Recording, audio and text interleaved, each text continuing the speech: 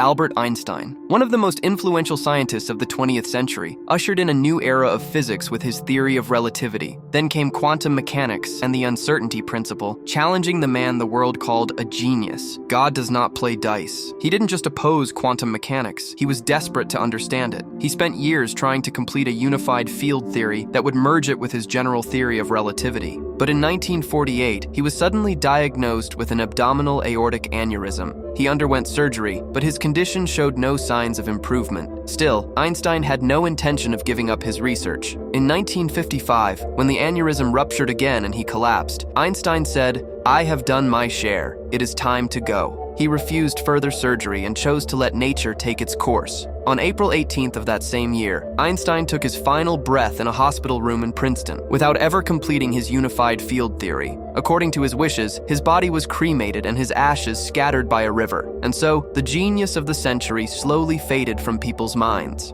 But in 1978, 23 years after Einstein's death, a shocking photograph was published by New Jersey monthly journalist Stephen Levy. It was a photo of Einstein's brain, something the world believed had been completely cremated. How could this have happened? To understand, we have to go back to 1955, the day Einstein died. The autopsy that day was performed by Thomas Stoltz Harvey, a pathologist at Princeton Hospital. According to Einstein's own will, his body was supposed to be cremated. That was how it was meant to be. But as Harvey stood alone before Einstein's body, a thought began to stir in his mind. If I take out this brain and study it, maybe I could uncover the secret of genius. And if I do it now, no one will know. Quietly and in secret, Harvey opened Einstein's skull and began carefully removing the brain. He filled the empty cavity with cotton to make sure no one would notice. Harvey took Einstein's brain back to his lab, and there, in total secrecy, Harvey began a private investigation unknown to the world, in the name of science, in the name of duty. Dozens of photographs were taken from multiple angles, but Harvey didn't stop there. He went on to carefully slice Einstein's brain into tiny pieces. He divided the cerebrum, cerebellum, and even the brainstem into no less than 240 pieces. To prevent decomposition, the pieces were preserved with great care in solutions of alcohol and formalin. Some of the samples were mounted on microscope slides as Harvey began to examine them one by one, hoping to find how Einstein's brain differed from others and where his genius might have come from. But before long, his actions were discovered by the hospital. Princeton Hospital eventually found out that Harvey had taken Einstein's brain without permission, but it had already been done, and if word got out, it would surely damage the hospital's reputation. In the end, they chose to keep the matter quiet and settled it by dismissing Harvey.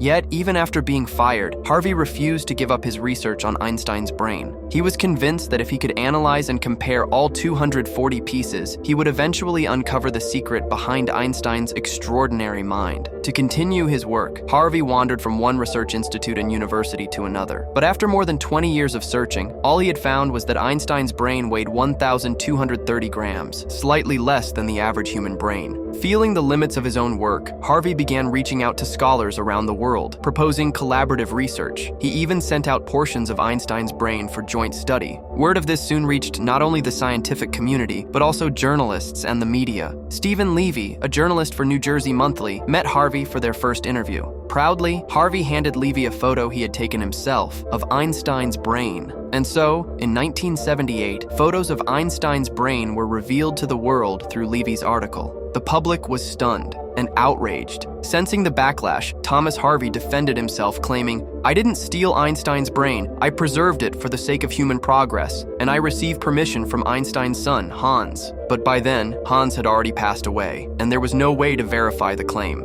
Despite public criticism, Harvey continued collaborating with other scientists. In 1985, Harvey finally released the results of his research. He claimed that Einstein's brain had an unusually high number of glial cells in certain regions, and that this might explain his extraordinary mathematical and logical thinking. But the study was met with heavy criticism from the scientific community. There was little evidence that a higher number of glial cells directly influenced learning or reasoning, and the sample size used in the study was extremely limited. Harvey's research and his reputation began to decline. Many scientists distanced themselves from him, and by the late 1990s, Harvey felt disillusioned and decided to return the brain fragments to Einstein's grandson. But he never handed over the photos. Until the day he died, Harvey kept them to himself. Research on Einstein's brain continued in the years that followed, but aside from the finding that his parietal lobe was about 15% larger than average, no definitive differences have ever been discovered.